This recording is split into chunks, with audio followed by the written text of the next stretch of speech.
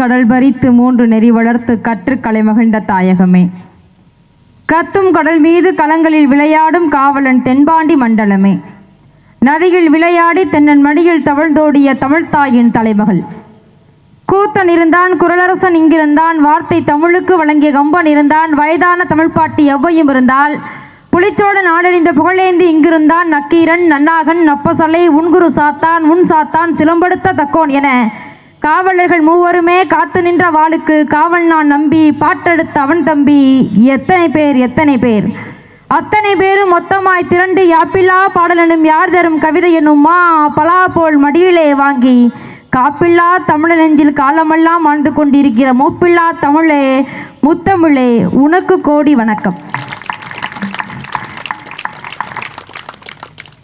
தமிழுக்காகவும் தமிழ் நாட்டிற்காகவும் ஓடி ஓடி உழைப்பவர்களில் முதன்மையாளர்களாக இருக்கக்கூடிய திராவிட முன்னேற்ற கழகத்தின் கொள்கைவாதிகள் அத்தனை பேருக்கும் இந்த இளையவளின் கால் பணிந்த வணக்கங்களை உரித்தாக்கிக் கொள்கின்றேன்.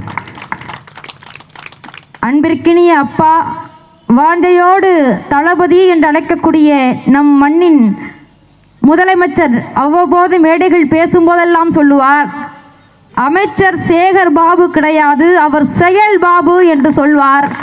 அப்பாவின் வழியில் இருக்கிற மகள் என்பதால் நானும் இந்த அப்பாவை பார்த்து சொல்கின்றேன், செயல் வீரராக என்ன செய்ய முடியும் என்பவர்களுக்கு எத்தனை நிகழ்வுகள் தமிழ்நாட்டில் திரும்புகிற திசையெல்லாம் நம்முடைய முதல்வருக்காக இன்னைக்கு இந்த விழா கோலாகலமாக கொண்டாடப்படுகிறது என்று சொன்னால், தூங்காமல் உயராமல் ஓடிக்கொண்டே விழா நடத்தக்கூடிய ஒரே அமைச்சர் பெருமகனார் அன்பிற்கினி ஐயா சேகர்பா அவர்களுடைய கால் பணிந்து நன்றிகளோடு வணக்கத்தை உறுத்தாக்கிக் கொள்கிறேன். என்ன ஒரு பெருந்தன்மை பாருங்க, காலெல்லாம் தொட வேண்டாமா, நம்மளாம் தமிழுக்காக நிற்க வேண்டிய கூட்டம்னு. நம்முடைய முதல்வர் அவர்கள் முதலமைச்சராக பொறுப்பேற்ற பிறகு, திராவிட முன்னேற்ற கழகம் தமிழ்நாட்டில் ஆட்சி பிடிப்பை வந்த பிறகு மக்கள் எல்லோரும் நாங்கள் பாதுகாப்பாக மகிழ்ச்சியாக இருக்க போகிறோம் என்று கூக்குரல் கொடுத்ததை போல, பள்ளி வகுப்பறையும் தாயின் கருவறையும் மகிழ்வடைந்ததை போல, இன்று தமிழ்நாடு முழுவதும் இருக்க கோயிலின் கருவறைகள் அத்தனை உள்ள சாமிகளும் கையெடுத்து கும்பிடுகிறது. இத்தனை நாட்களாக மூடப்பட்ட அத்தனை கோவில்களையும் திறந்து எத்தனை கோவில்களின் குடமுழுக்கை தன்னுடைய பதவி காலத்தில் செய்திருக்கிறார் அமைச்சர் அவர்கள். மனிதநேய பண்பாளர், மனிதநேய மிக்கவர், தமிழக முதல்வர் குறித்து உங்கள் முன்னாடி பேச போறேன். தமிழ்நாட்டில் எத்தனையோ முதலமைச்சர்கள் வந்துவிட்டார்கள், எத்தனையோ தலைவர்கள் இன்னும் இந்த மண்ணில் இருக்கிறார்கள். அவர்களுக்கெல்லாம் இல்லாத ஒரு சிறப்பு எங்கள் அப்பா என்று இன்னைக்கு வீட்டில் இருக்கக்கூடிய எல்லா பிள்ளைகளும் சொல்கிறார்கள் என்று சொன்னால், அவர் வகுத்த திட்டங்களும் சட்டங்களும்.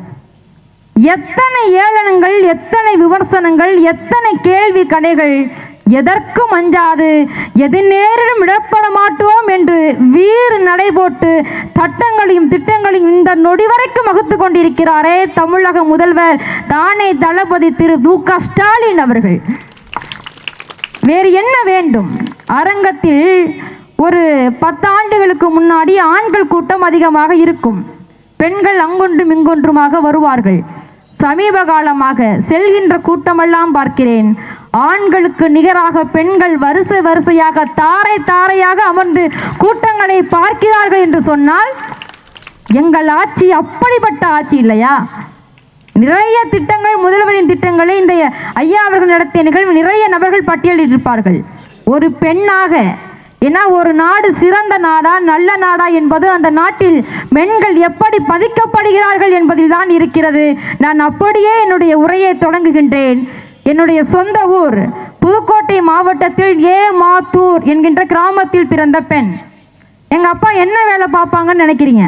பெரிய தொழிலதிபர் இல்லை பெரிய கட்சியில் ஒரு பொறுப்பு எதுவும் கிடையாது. எங்கள் அப்பா ஆடு மேய்க்கிற வேலையை பார்க்கிறார், என் அம்மா தின கூலி வேலை பார்க்கிறார்.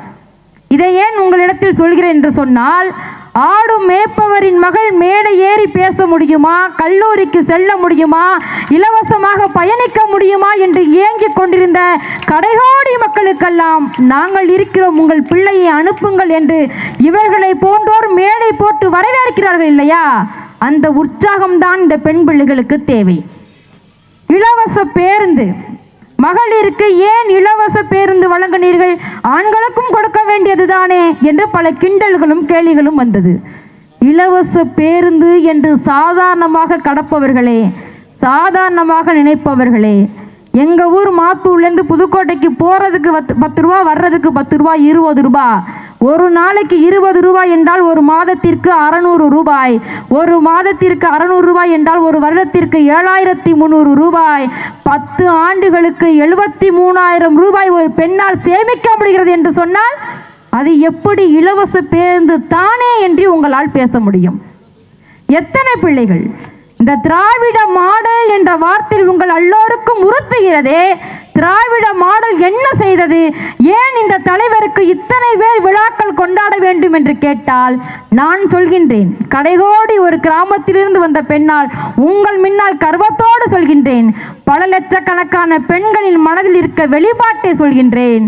இன்றைக்கு 10 பாத்திரம் தேய்க்கக்கூடிய அம்மாவின் பிள்ளை இன்னைக்கு பத்திரப்பதிவு அலுவலகத்தில் ஒரு அதிகாரியாக பணியாற்றுகிறார் என்று சொன்னால், ஏர் ஓட்டுகின்ற ஒரு உழவனின் மகன் இன்னைக்கு எழில் நீதிபதியாக இருக்கிறார் என்று சொன்னால், கல் உடைப்பவரின் மகன் என்ன செய்ய முடியும்? அவனால் கலெக்டராக முடியும் என்பதை இந்த திராவிட மாடல் அரசு நிரூபித்து காட்டியிருக்கிறது என்று சொன்னால் சொல்லிக்கொண்டே போகலாம். தூய்மை பணியாளர்கள், ஒரு தூய்மை பணியாளரின் பிள்ளை இன்னைக்கு ஒரு மிகப்பெரிய பொறுப்பில் உயர் அதிகாரியாக இருக்கிறார் என்று சொன்னால் நாங்கள் எல்லாம் கல்லூரிக்கு போக முடியாதா? காலங்காலத்துக்கு முதலாளிகளுக்கு அடிமையாதான் இருக்க முடியுமா?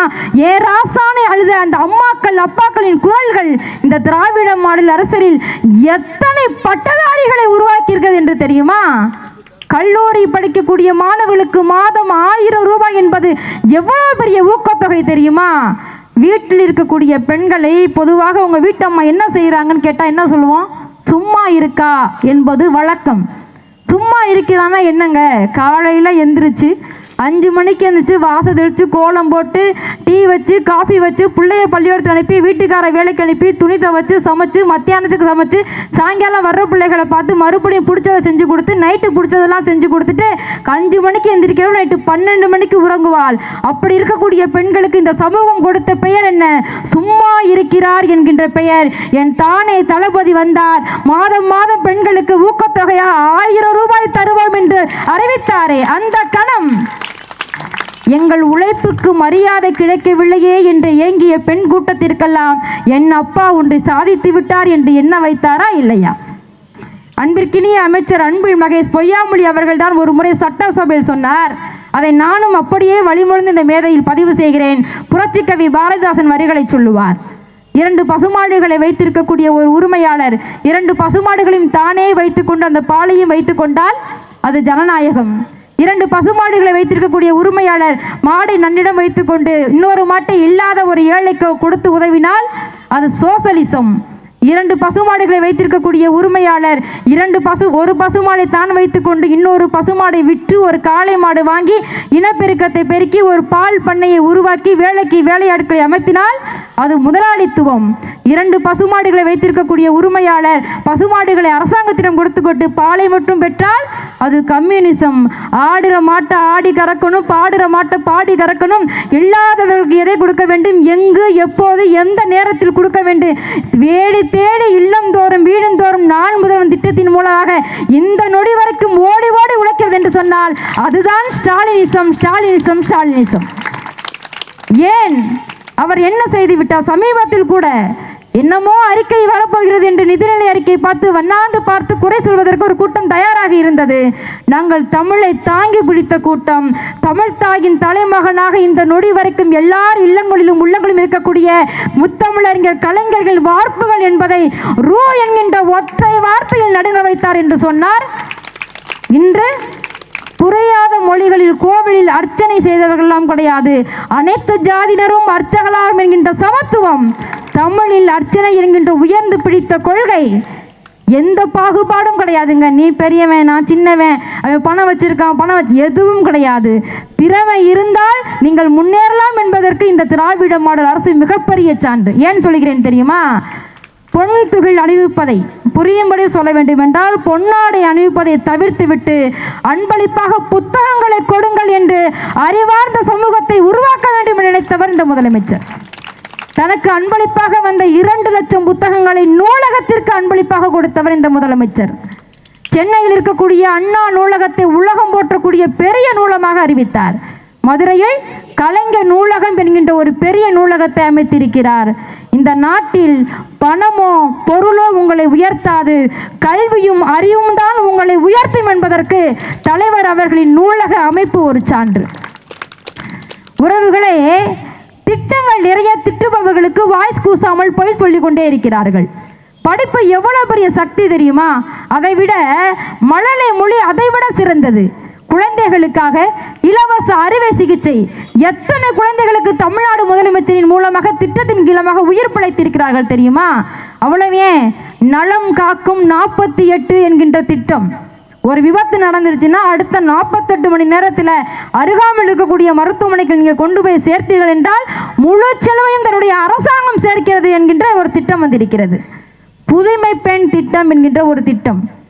நீங்கள் பாரதி நிமிர்ந்த நன்னடை நேர்கொண்ட பார்வை நிலத்தில் யாருக்கும் வஞ்சா நடிகள் திமிர்ந்த ஞான செருக்கு, இதுதான் பாரதி கண்ட புதுமை பெண்ணும் பாரதி எழுதி வச்சுட்டு போயிட்டான். வார்த்தையால் இருந்த வரிகளை பெரியார் களத்தில் இறங்கி போராடி என்ன செய்ய வேண்டும் நினைத்தார் அந்த கொள்கையை பேரறிஞர் அண்ணா நெஞ்சில் எந்த கொள்கையை ஏந்தி தன் வாழ்நாள் முழுவதும் துடித்துக் கொண்டார் அந்த கொள்கையை முத்தமிழறிஞர் கலைஞர் தினம்தோறும் உச்சரிக்கின்ற அந்த பெண்மையை நீங்கள் விதவை என்று சொல்லாதீர்கள், கைம்பெண் என்று சொல்லுங்கள், அதிலாவது 2 பொட்டு வேண்டும் என்று முத்தமிழறிஞர் கலைஞர் அறிவித்தார். அதே இன்றைக்கு அவர் வழியில் வந்த என் அப்பா முதல்வர் அவர்களும் சொல்கிறார், மறுமணத்திற்காக கைம்பெண் மறுமணத்திற்கென்று நலத்திட்டங்களை கொடுக்கிறார். ஒரு முறை முத்தமிழறிஞர் கலைஞர் ஐயா அவர்கள் முதலமைச்சராக இருந்தபோது ஒரு போட்டிக்கு நடுவராக அழைத்திருக்கிறார்கள். சிறப்புரை ஆற்ற வேண்டும், கால்பந்து போட்டி. அப்போ கால்பந்து போட்டியில் 2 அணியும் ஒரே மாதிரியான புள்ளிகளை பெற்று விட்டார்கள். இதற்கு பின்னால் பரிசுகளை கொடுத்து விட்டு நம்முடைய கலைஞர் ஐயா அவர்கள் ஒரு வாழ்த்துரை வழங்க வேண்டும். அப்போ அந்த போட்டி நடத்தக்கூடிய அந்த ஒருங்கிணைப்பாளர்கள் சொல்கிறார்கள், நாணயம் போட்டு பார்க்கலாமா என்று.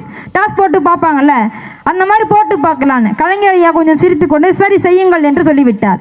அப்போ ஒரு அணி யாராவது தலை கேட்க வேண்டும், இன்னொரு அணி பூ கேட்க வேண்டும், அப்படி கேட்கிறார்கள். அந்த நாணயம் சுழற்றி போடும்போது பூ கேட்ட அந்த அணி வெற்றி பெற்றதாக அறிவிக்கப்பட்டது. என்னுடைய தலைவர் முத்தமிழறிஞர் கலைஞர் எத்தனை தலைவர்கள் வந்தாலும் தமிழையும் தமிழ் மொழியையும் ஒருத்தரால் வீழ்த்தவே முடியாது என்று சொன்னால் முத்தமிழறிஞர் கலைஞர் ஒரு சான்று என்பதற்கு